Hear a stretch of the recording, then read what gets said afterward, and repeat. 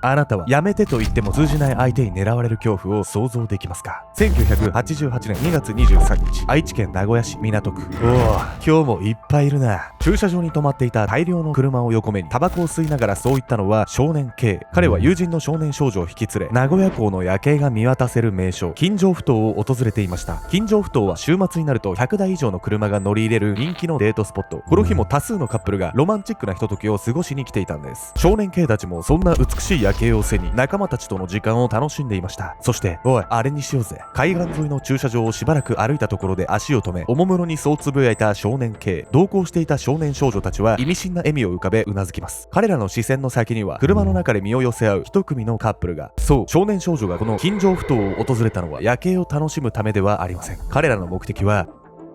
カップル狩りだったんです。まだあどけなさの残る少年少女たちによるカップル狩り。彼らはこの後遊び感覚で殺人をも犯してしまうんです。最も恐ろしいのは善悪の判断もつかないまま野放しにされた少年少女なのかもしれません。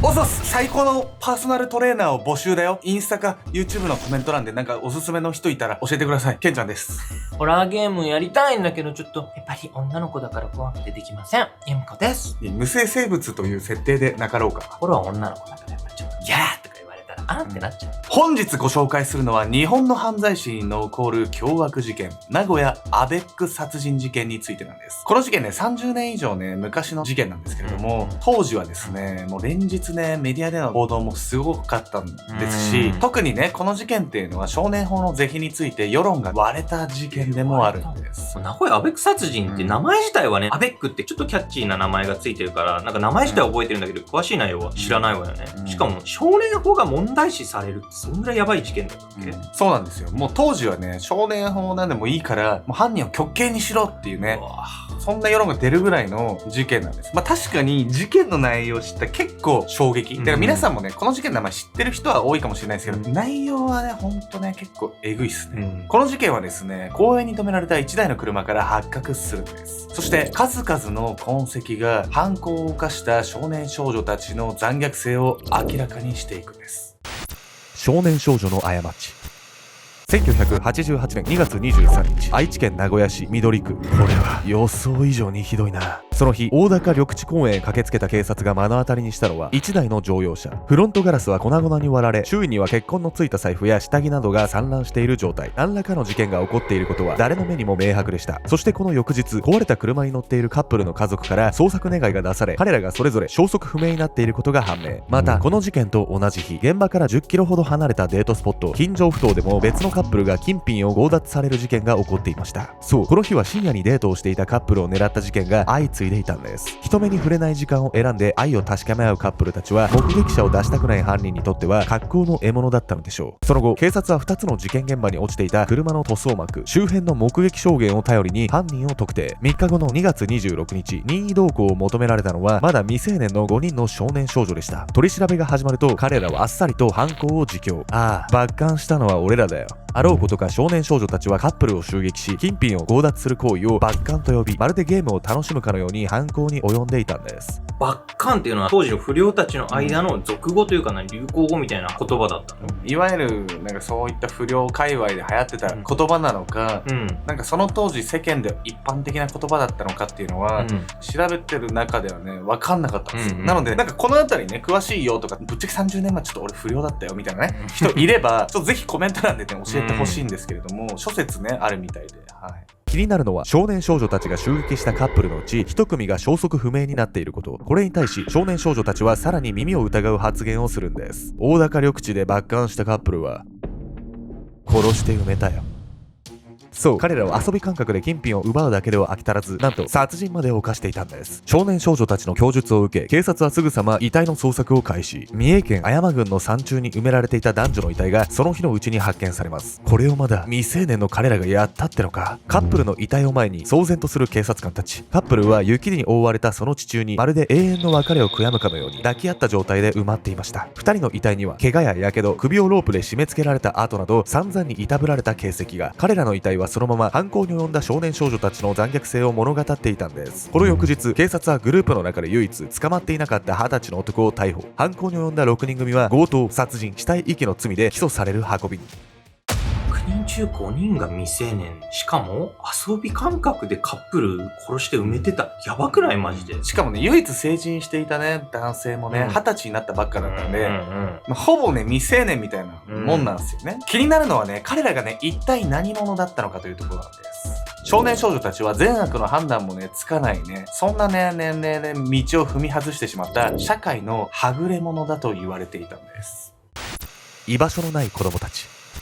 カップルを殺害したグループの中心人物は少年 K。実は幼少期の彼に特に変わったところはありませんでした。市の職員を務める父と保育士の母、特に厳格な父に強く影響を受け、時に反感を覚えながらもその男らしさに憧れている至って健全な少年だったんです。中学時代には原付バイクの窃盗で問題を起こしたこともありますが、 K の中学校は特に荒れており、その犯行も周りの不良仲間に流されてのこと。教師も K のことをおとなしい生徒と話しており、多少やんちゃなところはあっても決して根っからの悪ではなかったとされているんです。ただ K には友達思いの情に熱いところがあり、それがあらとなって学校生活がうまくいかない部分もありました。それは中学卒業後に通った職業訓練校でのこと。だからこいつはやってねえっつってんだろ。激しく怒鳴り声を上げ、猛烈な勢いで目の前の教師に殴りかかる K。 彼が怒り狂っているのは K の友人がその日学校で発生した不審火の嫌疑をかけられていたため、 K は友人が無実を訴えているにもかかわらず、犯人だと決めつけるような教師の態度に腹を立て、ついに手を出してしまったんです。こうして K は入学から2ヶ月足らずで退学処分に。教師殴るのは良くないことではあるけど、この話だけ聞くと正義感強いんじゃないって思わない？そうなんですよ。K はですね、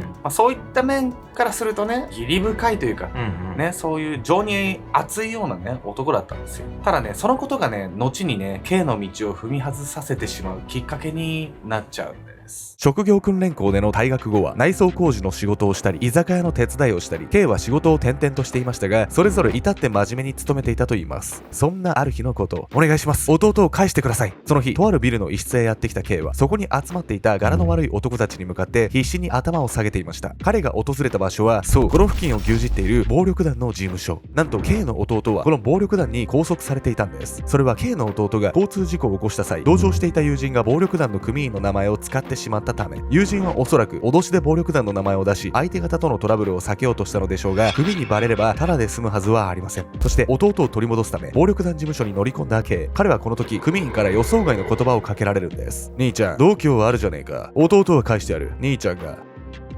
うちの組に入るならな。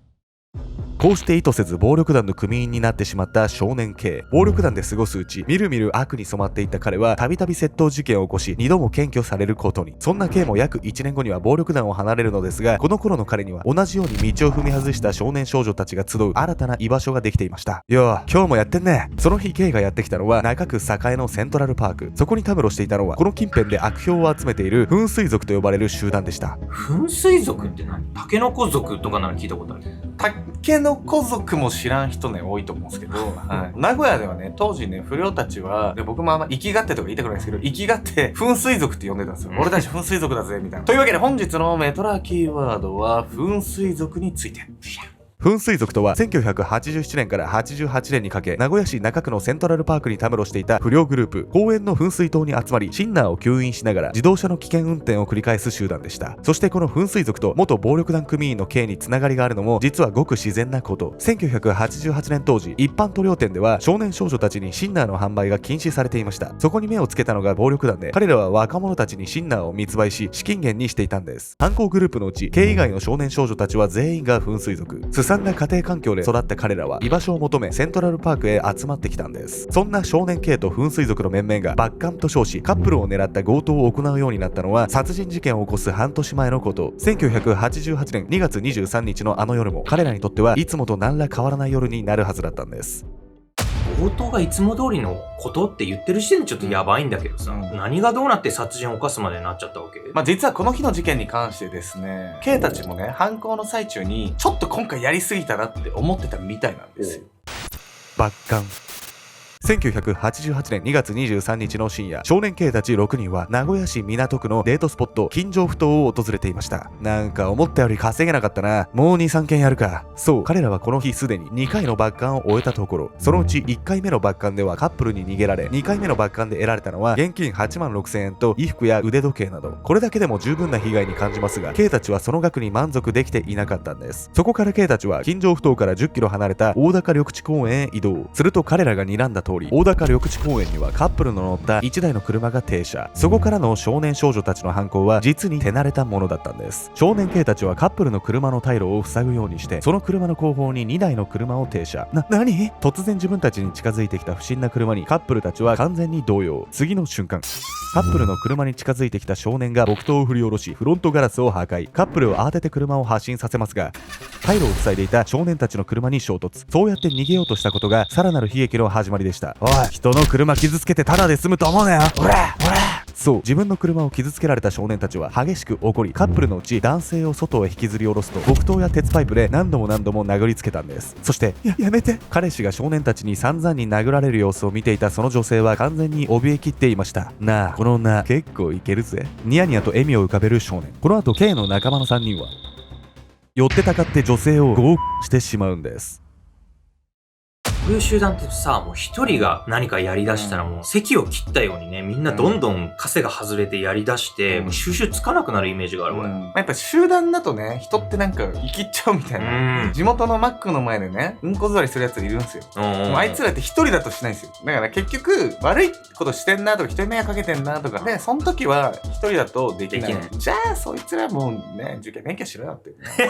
なんで受験勉強なの？本当にね。そんなに、こんなんやって、何にも人生前に進まんないから。野球でもいいじゃない。野球でもいいよ。何でもいい。バス戦でも。なんか頑張ればいいんですよ。バス戦でもいいよ。バッカンはダメだよ。ね。バッカン。ちょっとでもね、やればいいのにね、と思ってね。だからこの動画を見ているね、自分がね、不良、または準不良、もしくは不良になりかけのチンピラだと思っている自負のある少年少女、紳士淑女の皆様、今一度ね、構成しましょう。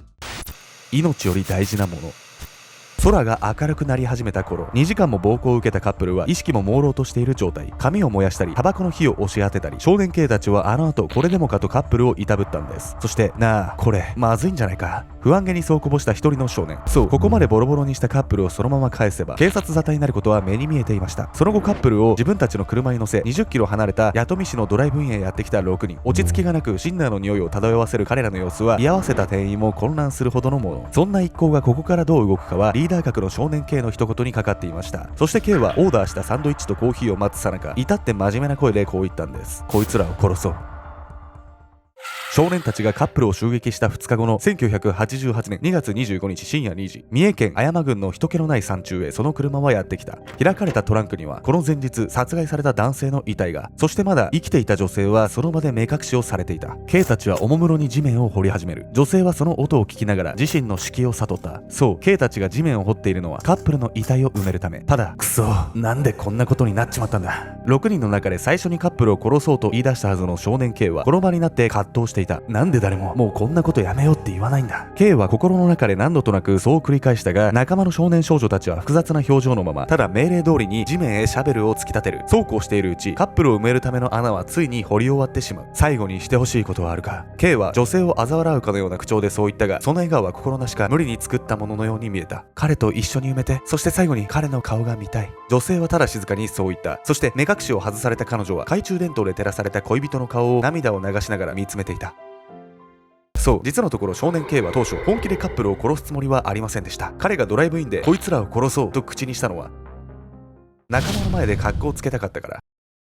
少年Kは仲間たちに人殺しぐらい平気でできるという度胸を示そうとカップルの殺害を口にしたんです。ただ仲間内で舐められたくない気持ちは他のメンバーも同じ。世間で散々バカにされてきて、グループでまたバカにされるぐらいなら殺しに加わる方がずっとマシだと思った。K の仲間の少女は当時の状況を振り返りそう語りました。K は本心では誰かがやめようと言い出すのを待っていたと言いますが、この6人にその言葉を口にできるメンバーは一人もいなかったんです。